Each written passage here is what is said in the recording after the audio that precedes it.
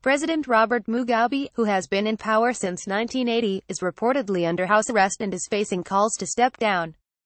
Foreign Secretary Boris Johnson called for the Zimbabwean people to be masters of their fate, and for any political change to be peaceful, lawful, and constitutional. Speaking in the Commons, Mid-Sus MP Sir Nicholas Soames suggested that if the events of the last few days presage a move towards easier times, the British government has unfinished business in Zimbabwe. He asked Mr. Johnson on Wednesday, November 15, will he assure me that they will offer further assistance, if they can, to help that wonderful country and its remarkable people, both black and white, in their transition to, we hope, a better government and a more prosperous state. Mr. Johnson said, I thank my right honourable friend, notably for his recent mission to Zimbabwe.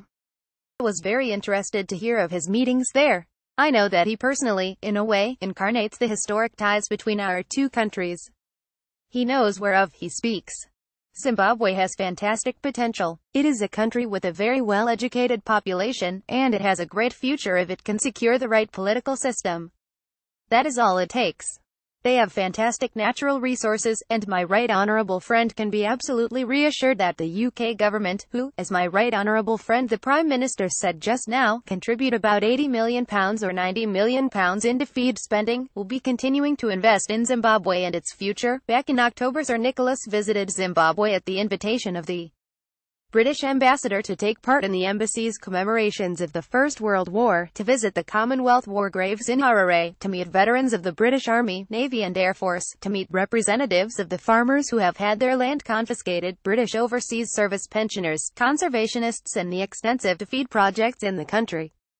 His father was the last governor of Southern Rhodesia, and during the trip the MP met Mr. Mugabe. Speaking to the BBC Radio 4 Today programme, Sir Nicholas said Mr. Mugabe seemed to be very much in control of power, but appeared tired, uncomfortable, and in ill health. He called for the president to resign and described the recent events in the African country as a sign of Mugabe's time coming to an end. He added, in my view it would be a complete disaster for Zimbabwe if She Grace Mugabe was president, and I think the whole thing of this is an absolute cathartic moment when Zimbabwe fate is thrown up in the air. I think it is a very, very dangerous moment.